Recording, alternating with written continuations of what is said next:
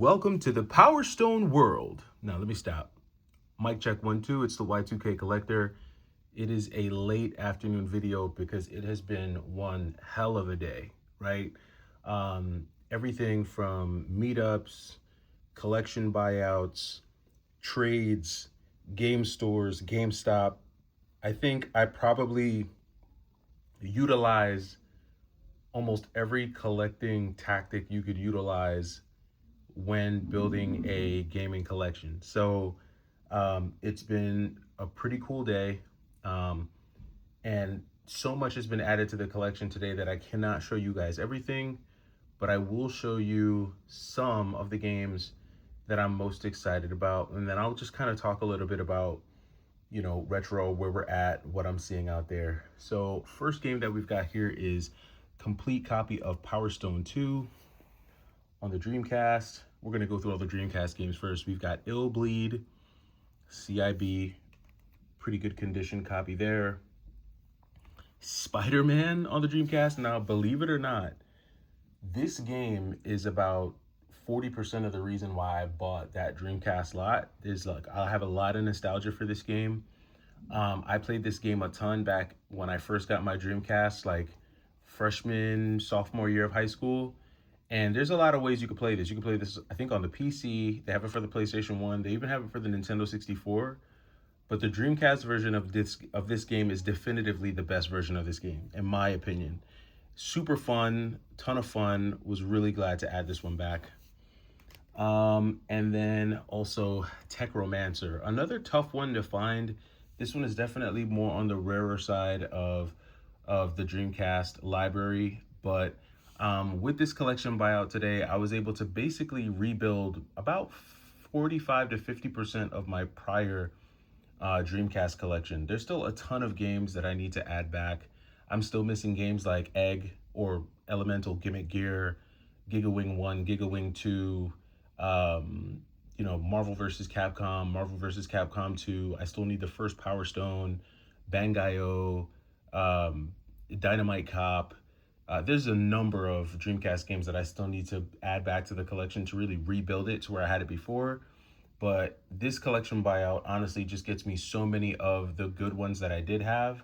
And it actually got me a bunch of Dreamcast games that I didn't have in my original collection. So this was really cool to get, and I was glad about that. So this is part of the collection buyout that I got today.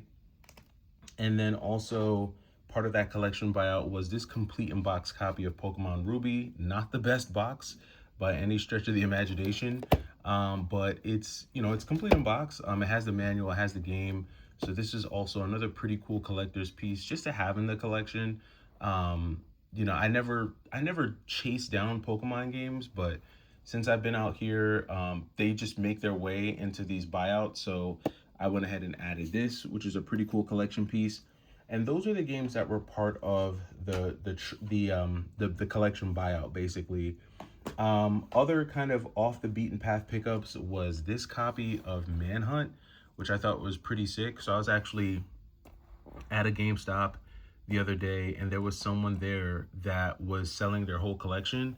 And when I looked at everything that they had in their box, I saw Manhunt, and I have Manhunt 2. I just don't have Manhunt 1. So I asked them, I was like, hey, listen, would you be willing to just sell Manhunt on the side? And they were open to doing it. So I made them an offer of Manhunt, $20 cash. They took it, and I ran out of there. This is a very clean copy of Manhunt. And if I would have been like maybe 10 minutes late, then I would have had to pay GameStop's $40 for the game. So I thought that this was a pretty solid pickup there. Then also we've got this copy of Teen Titans that I picked up at GameStop as well. Now there's clear water damage on this copy here, but the reason why I got it despite the water damage is that it did have a really good manual and the disc is good. It's easy to find the cases for Teen Titans, but what I've discovered or found is that it's really hard to find the manual. The manual is always the hardest part. So I'm hoping that eventually I will find a better case art for this game that I could just swap this one out. But this was like $16 or $17. So for $17, I went ahead and picked this one up at GameStop. We have a couple more GameStop pickups here as well. Then we have Ninja Gaiden Yaiba Z. Now, I know that this is not the best Ninja Gaiden game, but I personally like this game because of the art style. I love the cel-shaded graphics, and I'm a big hack and slash fan. And I think the only thing that's really good about this game is the hack and slash gameplay. So despite it not being like a rare game, or probably not considered one of the better Ninja Gaiden games, for me, I wanted to have it. Plus, I think from a physical standpoint, this one is cool because it's one of the few Ninja Gaiden games that not only comes with a manual, but it also comes with this like cool little like comic book here, which again just adds to the whole art style. I'm a huge fan of that art style, man. So this was really cool to add back into the collection. I actually had Ninja Gaiden Yaiba in my old PS3 collection, and this is one that I was really glad to get. Not an expensive game, and this is a cheap game. You could still get this game cheap, even online. So I know there's a ton of PS3 FOMO out there, but you don't have to buy the expensive games. There are still a lot of really cool and niche cheap games that you can get. And a lot of people will bypass this because, like I said, a lot of people consider this to be the worst or one of the worst Ninja Gaiden games.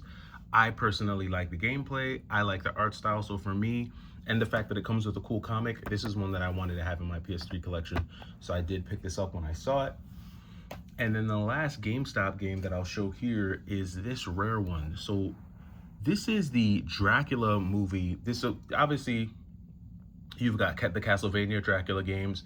This is a Dracula game based off of the movie that I think was starring Keanu Reeves and Winona Ryder. Who's it? What's the name of the author here? Or who's the... I think it's, yeah, Bram Stoker's. That's what it is. Bram Stoker's Dracula. This is basically a video game adaptation from a movie. And surprisingly enough, this is actually a really cool game. It uses assets from Super Mario and has a fluid gameplay style, and there's a lot of items that you can use here.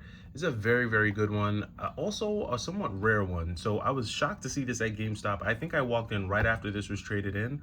So I went ahead and grabbed this one. This one was added to the collection as well. So some really sweet GameStop pickups over this past week. And then we'll end off with stuff that I traded for. So I have a bunch of games that I needed to trade away, stuff that I just wasn't keeping in the collection. And so I went to a game store that does 1-for-1 trades, which is really rare to find. Retro game stores that actually trade you at 100%. This store traded at 100%, and I'll show you what I traded for. So first we have The Legend of Zelda. So picked up this copy of The Legend of Zelda, which I thought was a pretty cool copy for sure. And it was complete in box, right? So the manual's underneath here. So went ahead and got that. That was a really sweet addition because I tend to find this without the manual. So getting it finally complete in box was really good. Then they had this copy of Castlevania Lament of Innocence. So a very clean copy of Castlevania. I didn't realize how much Lament of Innocence had gone up, but this was really cool to see. So I was glad to actually snag that and add this back into the collection as well. And then I don't want to say that this is the best pickup because I've picked up a lot of stuff this weekend, but one that I'm finally happy to complete. Def Jam Fight for New York. So I'm really glad to have this complete. I had actually gotten this disc, so I'll show you guys. I had gotten the disc on this for free during one of GameStop's buy two get one promotion. So I had bought 3 games that were like in the $100 range, and I think Def Jam Fight for New York wound up being the free game. But of course, GameStop sent it to me loose disc. So being able to actually complete this bad boy with the case and the manual, super glad to finally have this completed and in the collection. Really good stuff. Really good stuff, man. Great weekend for me in terms of retro pickups. So much just good stuff, man. To add back, I would say my favorites were probably Def Jam, Spider-Man, and Power Stone 2. These are some that I played a ton back in the day. So much, man. Power Stone 2 and Def Jam Fight for New York in particular. There used to be a community center that I used to go to back in the day. I lived in the hood, so we still had like those after school community centers and stuff. And they had one of those, like, if you're old enough, you remember this. They had the big TVs on one of those like rolling TV stands where you could roll it around. And even though they didn't have video games there, if you wanted to bring your system from home, they allowed you to bring your system from home and hook it up.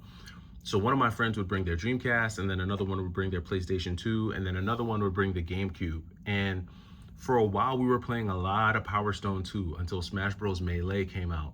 And once Melee came out, we pretty much stopped playing Power Stone 2 and we started playing Smash Bros. Melee. It was cool because both were 4-player games. So when you get a lot of kids, a lot of, freshmen, high school dudes, hanging around, having 4 players is always better than 2, which was kind of where it was at with Def Jam Fight for New York. Although I don't know if you were able to do 4-player with a multi-tap. Maybe you were. Somebody can let me know down in the comments. We never did. If we were playing Def Jam Fight for New York, it was, you had to just wait. You got 15 kids, waiting for one person to get off the controller was much more difficult than, waiting for 3 people. Because when we played Power Stone 2, the only person who got to stay on the controller was the person who came in first place. The bottom 3 had to get off the controller. So that was how we did it. But with Def Jam Fight for New York, obviously there's only 2 controllers, so only one person gets off the controller.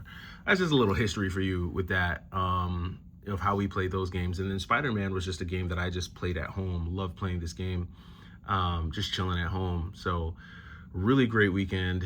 So much more stuff that I got that I'm able to go through here now with you all. I'm just kind of sorting through still like everything that I got, figuring out what I'm going to use for trade and what's going to stay. But these are definitely staying. Let me know how game hunting has been for you guys this weekend, and I'll catch you in the next one. It's the Y2K Collector. Take it easy.